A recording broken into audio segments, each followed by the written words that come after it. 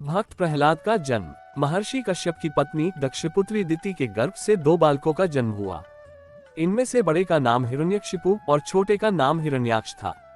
दोनों भाइयों में बड़ी प्रीति थी। दोनों ही महाबलशाली और संपन्न थे।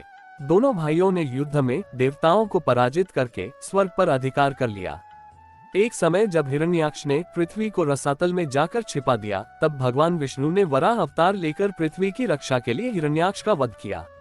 अपने भाई हिरण्याक्ष के वध से दुखी होकर हिरण्यकशिपु ने दैत्यों को प्रजा पर अत्याचार करने की आज्ञा दी और स्वयं महेंद्राचल पर्वत पर चला गया।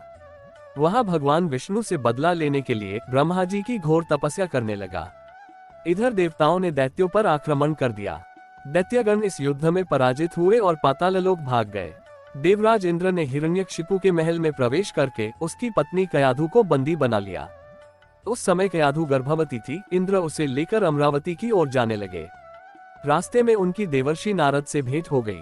नारद जी ने पूछा, देवराज इसे कहाँ ले जा रहे हो?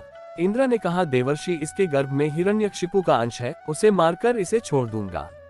नारद जी ने कहा, देवराज इसके गर्भ में बहुत बड़ा भगवत भक्त है, अतः इसे छोड़ दो। नारद जी का मान रखते हुए इंद्र ने कयाधु को छोड़ दिया और अमरावती चले गए।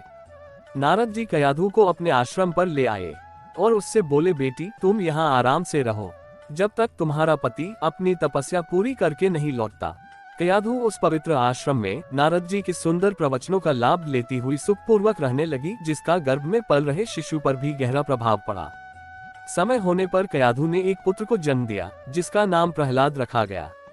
इधर हिरण्यकशिपु की तपस्या पूरी हुई और वह ब्रह्मा जी से मनचाहा वरदान लेकर वापस अपनी राजधानी चला आया। कुछ समय के बाद कयाधु भी प्रहलाद को लेकर नारद जी के आश्रम से राजमहल में आ गई।